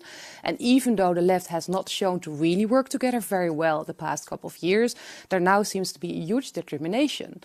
And I think also part of what we just said about Macron perhaps being too much focused on himself also seems to be the fact that he has been lacking to make coalitions because he has not been really building his party and other coalitions. And it seems in that respect perhaps too little too late if he were to do so right now. Well, just on that word on the left, comment from you before? Just that he has burned a lot of bridges with the left during this campaign, calling them far left and making them out to be a bigger danger than the far right. It sounds like he has burnt a lot of bridges and he could be left out in the cold, just like our correspondent Stefan Krobe, who we saw a little bit earlier. Melina Huetz, who we saw earlier, she's at the Place de la République. We spoke to her earlier. She can join us again live as she has been witnessing some improvised protests there with people chanting against the far right. Melina, good to see you again. Tell us, what can you hear and what can you see? Well, Mev, you were talking just a few minutes ago about potential protests, and here we are. There's an impromptu protest happening just now with songs right behind me and on my left, people gathering to chant slogans against the far right, some of them very well known. Tout le monde déteste le Front National turned into Tout le monde déteste le Rassemblement National, which literally means everybody hates the Rassemblement National. It happened right after I was talking to a few people right here, many youngsters, we have to say, that are gathered here. Some of them told me that they were quite deceived by the results, even though they were happy that many people went casting their vote. They hoped for more votes and they hoped for more votes for the Nouveau Front Populaire. Some of them told me that they felt really ashamed to be in such a political landscape in France. They said, we are realizing just now that we're living in a France that we don't like at all. They're really scared for the future. Some of them, one of them who was just 18, she was voting for the first time, told me that she was insisting to everybody that she knew, like she was texting, she was calling her parents, grandparents, her cousins, everybody, her friends, to insist that they should vote for the Nouveau Front Populaire, which is the only way, according to her, to counter the far right.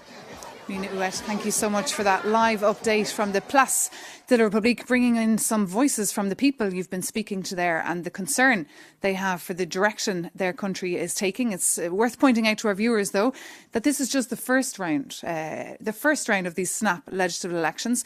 We should be taking these results with a pinch of salt, according to Etienne Soula, our expert here with us as well in the studio.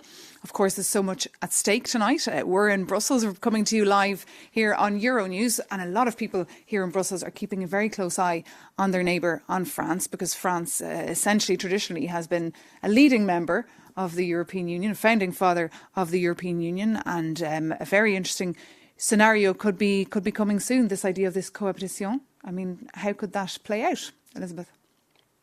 Again, I think it will lead to a situation where, again, in France, not a lot will happen because, indeed, if the president and the prime minister are from very different parties, in general, that's already quite hard.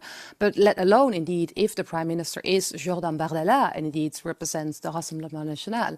And I think when it comes to a lot of priorities, EU priorities, that will be very important, and there will be important consequences. Think about the support for Ukraine, the thought about the single markets, the French budget and the contribution to the EU, but also climate change.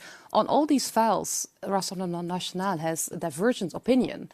And of course, it also remains to be seen what the dynamics are going to be between the president and the prime minister, because still constitutionally the president holds power. But again, also there's a lot of unwritten rules. So again, there are situations, for example, when it comes to the nomination of the French commissioner, but also even when it comes to the appointment of national ministers.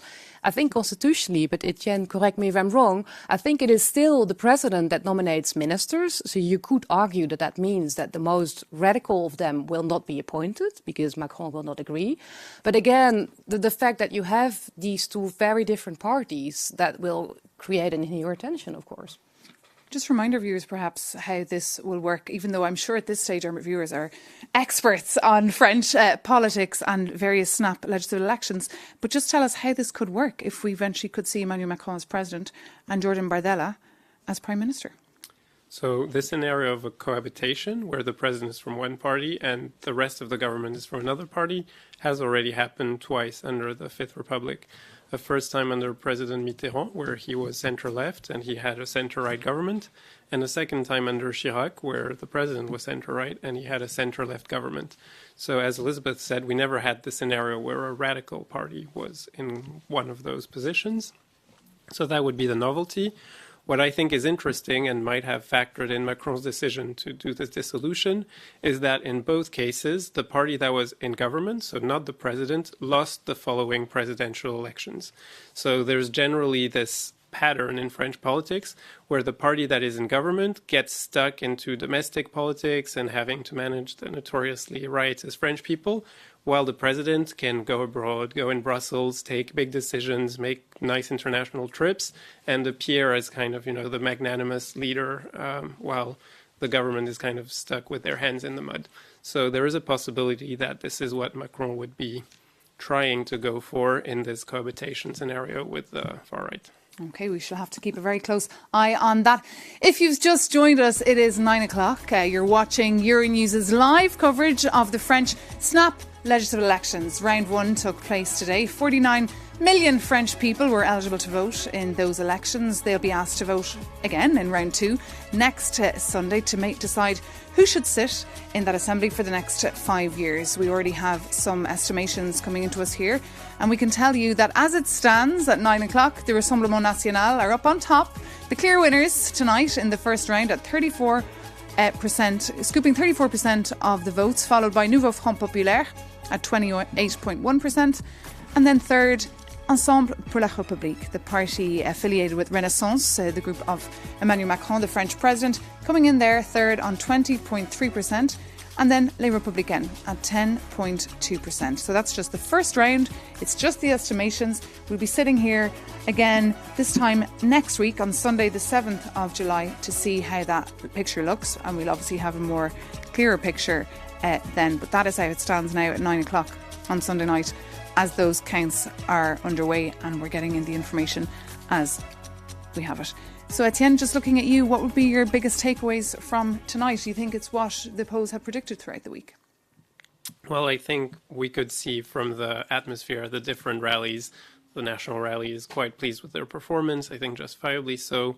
The left-wing coalition is a little bit uncertain, still wants to keep fighting, but I think the big takeaway is really the defeat of the presidential party, and I think there's going to need to be a big recalculation from now the Macron camp in terms of what do they decide to do for the second round. The left-wing coalition, they have decided to withdraw their candidates to strengthen any opposition to the far-right party.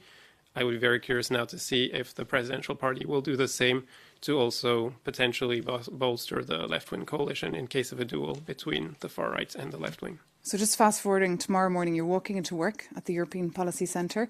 You, of course, are always preparing various different conferences and events and following everything going on across the European Union. What will be the general feeling and reaction, do you think, to those outcomes? Well, I think in short is that a weakened France and a weakened French president is no good news for the EU. Because again, at home he will be weakened, but more important, he will be very weakened and will be seen as weak around the table of the heads of state.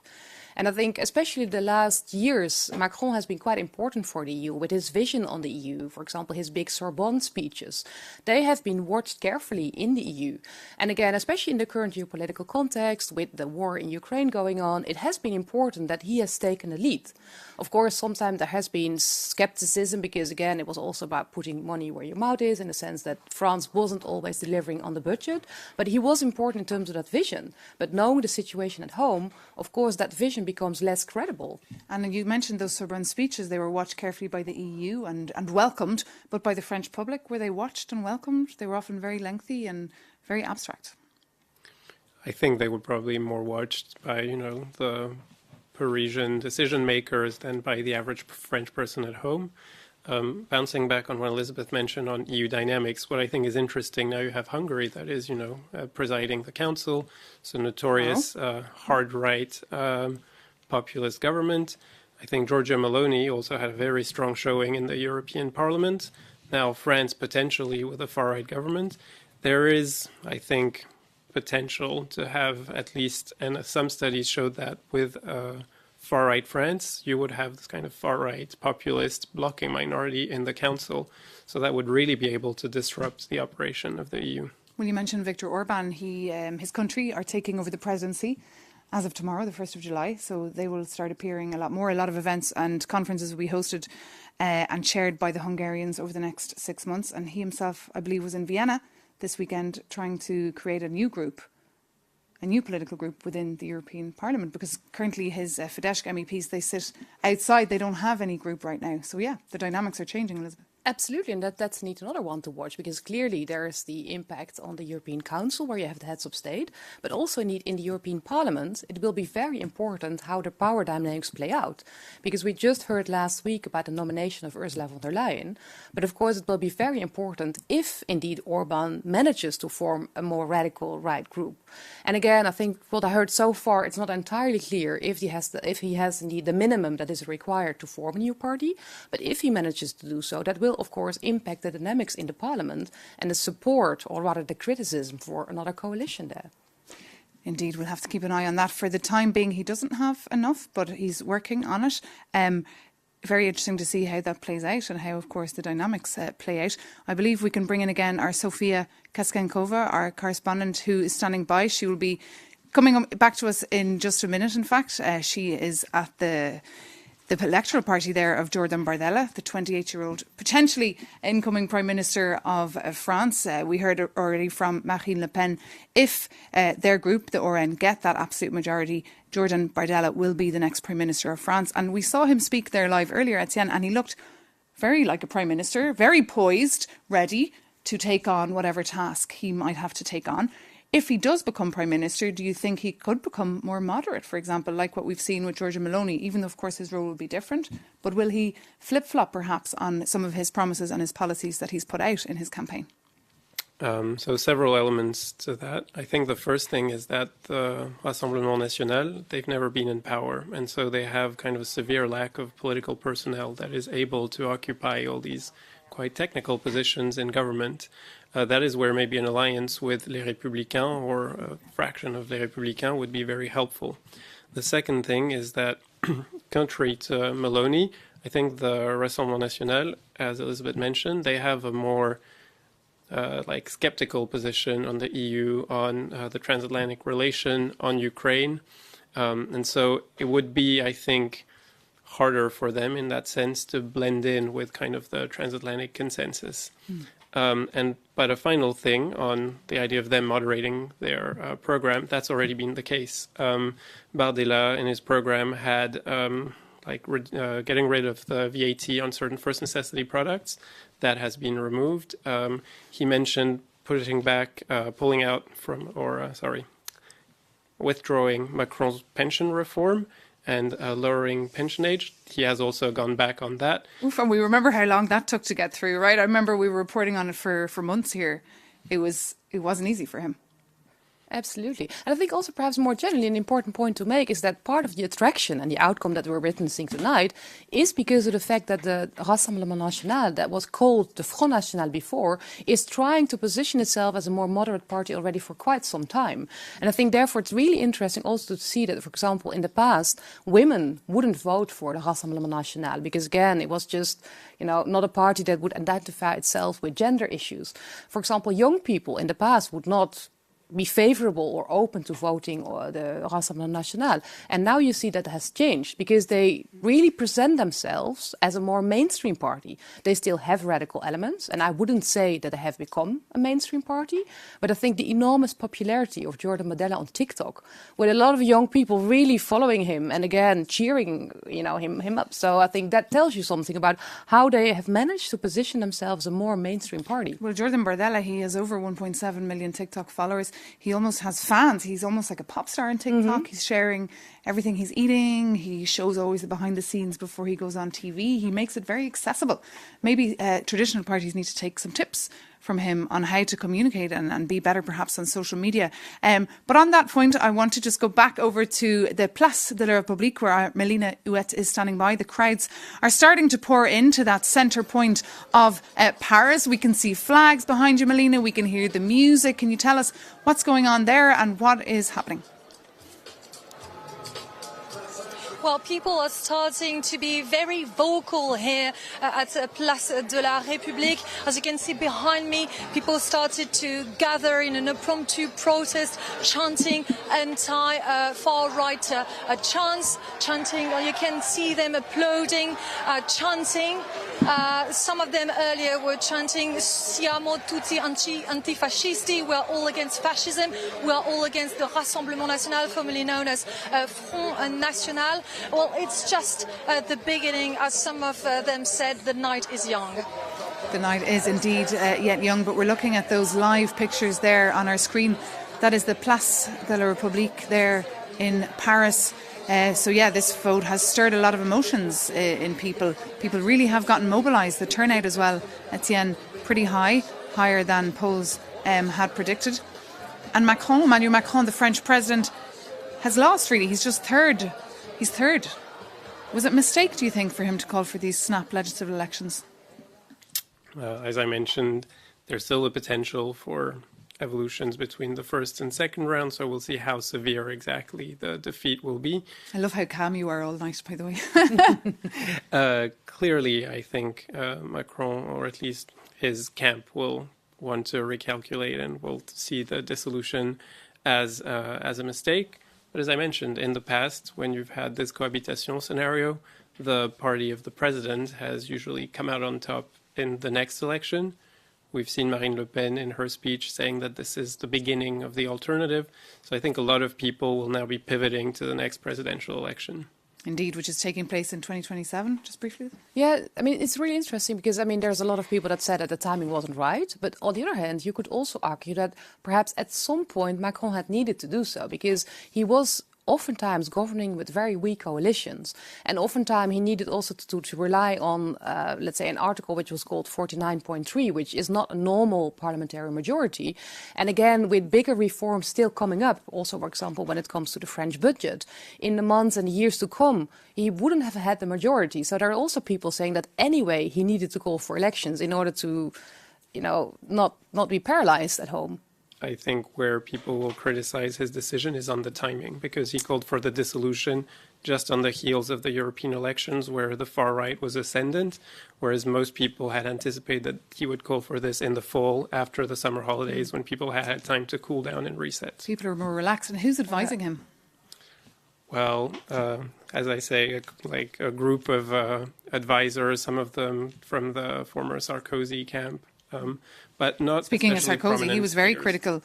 Nicolas Sarkozy was very critical of these snap legislative elections. But just in case you have just joined us, we're live here on Euronews. I'm Maeve McMahon and this is our special show where we're zooming in on the French legislative elections taking place in 2 rounds. First today and next Sunday as well. We already have some estimations coming into us here at Euronews according to Ipsos. The clear winners tonight are Rassemblement National at 33.5%. Followed by Nouveau Front Populaire, the union of the left, so the left-wing alliance that makes up the socialists, the Greens, the anti-capitalists, and La France Insoumise, the party of Jean-Luc Mélenchon, at 28.1% of the votes. And coming in third then, Ensemble pour la République, which is affiliated with the party of Emmanuel Macron's Renaissance, coming in at 20.7% of the vote. And then fourth, Les Républicains, 10% of the vote. So I'm sitting here in the studio with Elizabeth Kuipper from the European Policy Centre and Etienne Sula from the German Marshall Fund. And we're digesting this outcome as we get it. We're also joined live from Paris by our correspondents Sofia Katskanskova, Melina Huet and Stefan Kobe, who are covering all the news as they get it. And just in case you want some more analysis on what this all means and you really want to zoom into the figures and crunch them all, you can check out our live blog, euronews.com. You can also download our app for all the latest information. As you can imagine, we'll be covering this story extensively as well for the next couple of days as we go into the second round. Because, of course, as we've been repeating all night, there is so much at stake right now for France and also for the European Union, with France being such an important country. There was an EU summit as well this week. I think Emmanuel Macron had to leave a little bit earlier in order to get back to domestic issues. But all eyes really on France, wondering what this political instability, what impact it could have on the European Union and on the order of the day, as well as we look over across the pond where US presidential elections will be taking place in a few months. So there's a real lot of wake-up calls taking place right now in this town of what's at stake, right? Absolutely, and indeed we mentioned the UK election, so in that respect I think next week will be very important for the state of the world, let alone indeed later the year with the US elections. And again, it's at a very critical moment in time because, again, we have the defence and security with indeed the war in Ukraine going on, but also the question about the EU's competitiveness with important reports coming up, for example, from former Prime Minister Draghi, the former Italian Prime Minister. I think there's a lot at stake indeed when it comes to Europe's economic security and the question about to what extent is Europe still an attractive place for businesses to invest in. I think, again, there is populism with migration and all these questions indeed that are oftentimes not addressed from a more factual perspective. Because if you think about changing demography, that is an issue for the EU. All these issues indeed need to be addressed in a more fact-based way. But you see that indeed the rise of populism, the rise of radical parties have not helped. And I think especially if you think about the rise of Euroscepticism and the fact that it was not just Macron indeed being at the table of the European Council, but also Mark Rutte now becoming Secretary General of NATO, with a new Prime Minister coming in from the Netherlands also indeed being installed next week, next Tuesday. You see that there's going to be a lot of change. And the question will be to what extent these new leaders have a focus on the EU or rather at home. And I think these dynamics will be really important for the EU to watch. And Etienne, can you just remind our viewers who exactly Marine Le Pen is and what does she stand for? She's, of course, her party is the clear winner of tonight's estimations. Marine Le Pen is the daughter of Jean-Marie Le Pen, who is the founder of the Front National, the historical far-right party. Jean-Marie Le Pen himself was a veteran of the war in Algeria, where he fought the Algerian independence forces. And so for years, Marine Le Pen has endeavored to try and smooth the edges of her father's legacy to make the RN look like a more respectable and moderate force in a way that has now seems to have paid off. Maybe a small thing I want to mention on this idea of populism and like fact-based policymaking versus more emotional-based policymaking. I think there is a responsibility in this election in the presidential camp where they themselves have been kind of playing fast and loose with facts. You alluded to earlier President Macron's statements that, if his party didn't have majority, it would be a civil war. You've had some of the members of his party that were calling for people to push back against the left's extremism more than against the far right. And in a way, they have themselves echoed the rhetoric of the far right, which makes it now easier for the RN to appear as reasonable and just say, well, we're just, continuing on what was done before us. Well, on that point of civil war and the comments from Emmanuel Macron, let's check if there is civil war right now on the streets of France. We can head over to Paris and bring in our correspondent, Sophia Kaskantsova, who is standing nearby the Arc de Triomphe. Sophia, what more can you tell us?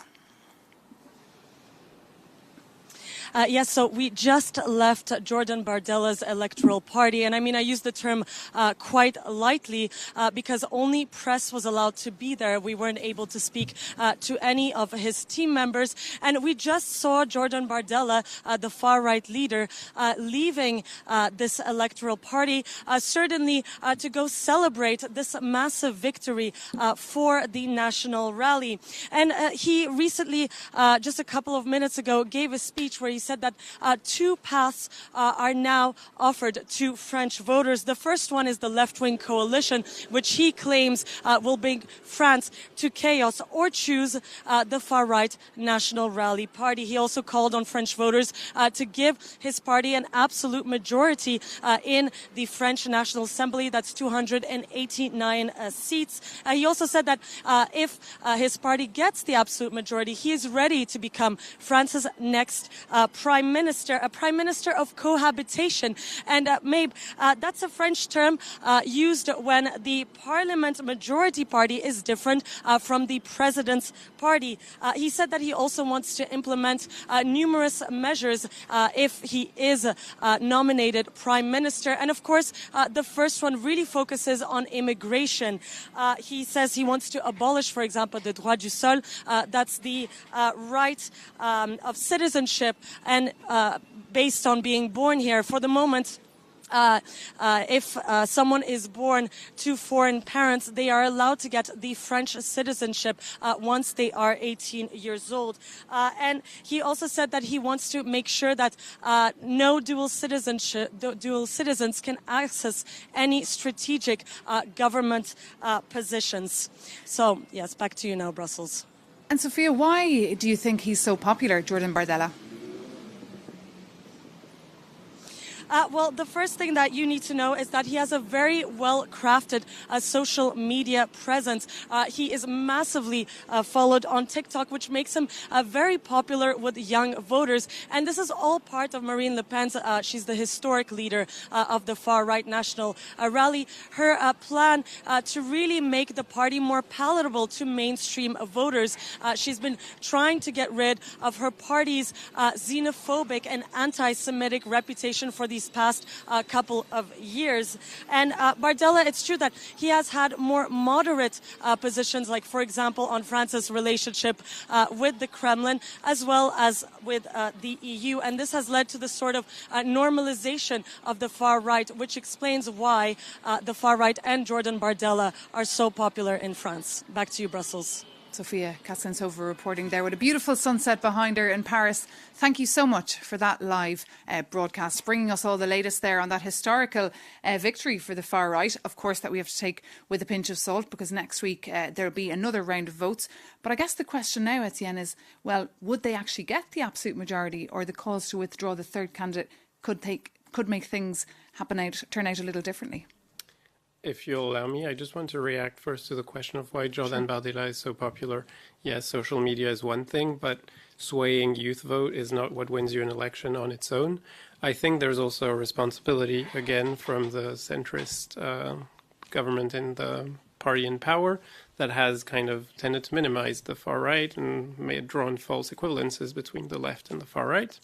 And then another thing is the media landscape in France that has changed quite a lot with this kind of far-right media conglomerate, headed by Vincent Bolloré, with CNews and now this show on Europe 1 that, like, for the weeks running up to the election has kind of spewed far-right talking points kind of unchecked. So it's not just social media. And of course, one of the most controversial takeaways from the programme from many here in Brussels is that idea of excluding dual nationals as well from certain public positions. This could see a real collision course with many people here in Brussels if he was to make good on that promise.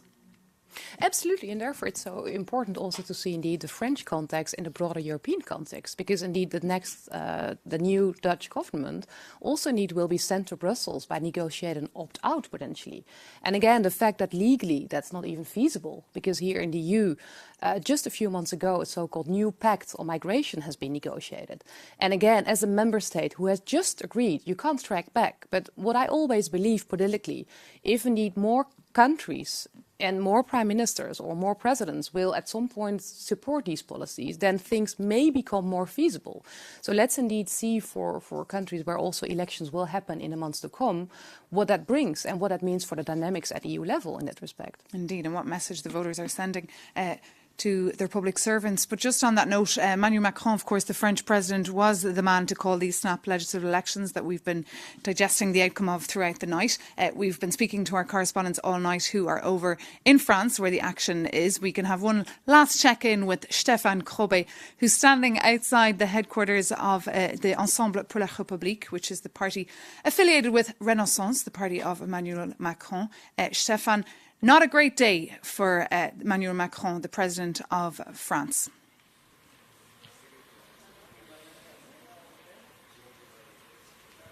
No, absolutely not. And if you see, and I mentioned it earlier, his party or his political movement has been squeezed out of existence almost by the far left and by the far right. But this is maybe a consequence of his own doing. Remember when he came to power in 2017, he did it by almost killing the moderate left and the moderate right. And where are these parties today? The moderate right, the Gaullistes, they came in with 10%, a very, very bad result for them. And the Parti Socialiste, that's after all the party of François Mitterrand, is kind of merging with the other left-wing parties. So there is no real center-left and there is no real center-right in France anymore. And what we have is a little bit of Macron and then the extremes. So it is indeed a very bad night for Emmanuel Macron. And the fact that his Prime Minister Gabriel Attal hasn't spoken yet is quite telling. We've heard of all the other candidates, of all the other major players, but not the president, not the prime minister, or any other grandee of the Renaissance Party has come out and said something to the public, which I find rather stunning, Maeve. And will they be? I mean, the night is still yet young. It's just 9:30. Are there any plans for them to speak, or is it very much radio silence there?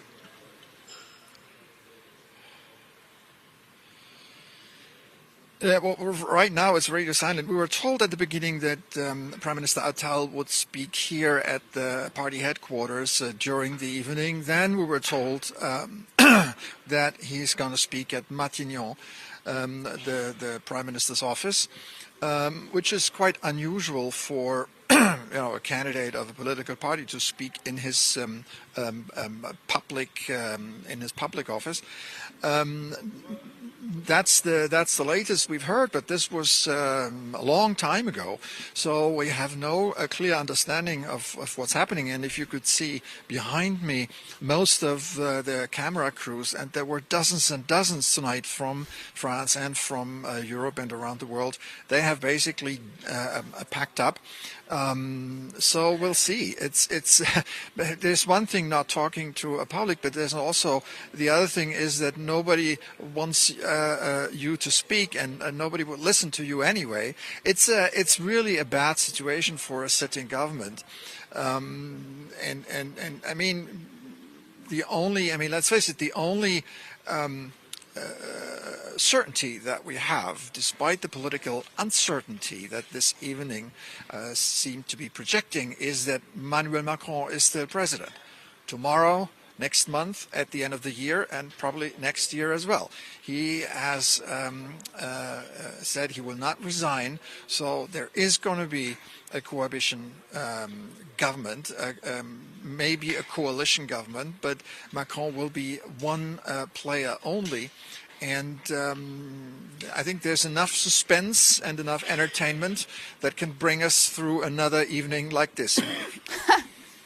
Well, we hope so. Stéphane Crobet, thank you so much for that live update. I hope our viewers are just as glued to this story over in France as we are. Of course, we've outlined what is at stake for France, what is at stake for the Eurozone, what is at stake for the European Union, and all the various issues from foreign affairs to the economy, with France, of course, being the second biggest economy in the Eurozone.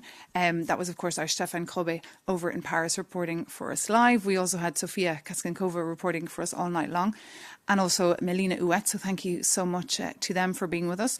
And also here in the studio, I've been joined all night with Elizabeth Kuipper from the European Policy Centre and Etienne Soula from the German Marshall Fund, a Frenchman here around the table who's been enlightening us on the intricacies, really, of this very complex situation. Just before we go, can you just imagine someone's just tuned in and they have no clue. They see the headlines tonight. What should be the takeaway that they should bring with them this week? The good news, I guess, is that nothing is set in stone yet. The far right has come out first at the end of this first round, but between the first and the second round, a lot can change.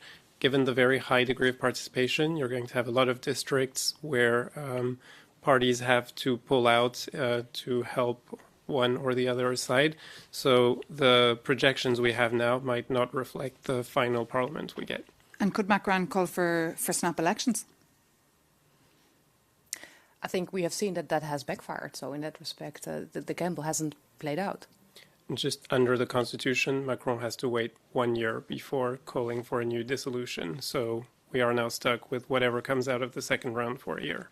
And as you said, next week, of course, next Sunday, we will hear more. And what can you imagine the headlines will be tomorrow morning here across Europe? A weakened France in the EU. And again, I think especially given everything that's at stake, really ranging from support to Ukraine, but the EU's position on competitiveness and the single market, I think all these issues there, it will be very important to have indeed a strong France, and that also is now in question. So indeed, let's see next Sunday what the end result will be. But I think, again, Macron has taken a big gamble, and this is the result we have so far. In your words, a weakened France in the European Union. Elizabeth Kuipper from the European Policy Centre, thank you so much for being with us tonight. Etienne Soula from the German Marshall Fund, thank you so much for being with us tonight. We were live on Euronews here, bringing you all the latest on those snap legislative elections. The latest results from those, according to Ipsos, is that the Rassemblement National are the clear winners of the first round, scooping up the majority of the votes there.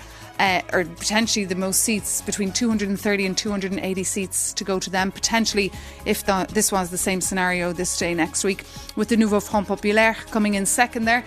That is the far left coalition that makes up the Socialists, the Greens, La France Insoumise and the anti-capitalists group that actually just managed to come together in a couple of days after, in fact, that surprise announcement from the French President Emmanuel Macron. And coming in third then, the party of Emmanuel Macron himself, the French President, Ensemble pour la République. We will have to wait and see really what happens next Sunday night. Thank you so much though for tuning in to us tonight. Thank you as well for all those behind the scenes who've been technically pressing all the right buttons to make sure that we can bring you this show live on air tonight. For more details, as I said, check out our live blog. Our reporters have been bringing you all the latest, and you can read everything you need to know in much more in-depth analysis. We'll see you as well next Sunday night for the second round. But now it's time for some latest news to find out what else is going on in the world while we've been taking stock of the French snap legislative elections. Good night.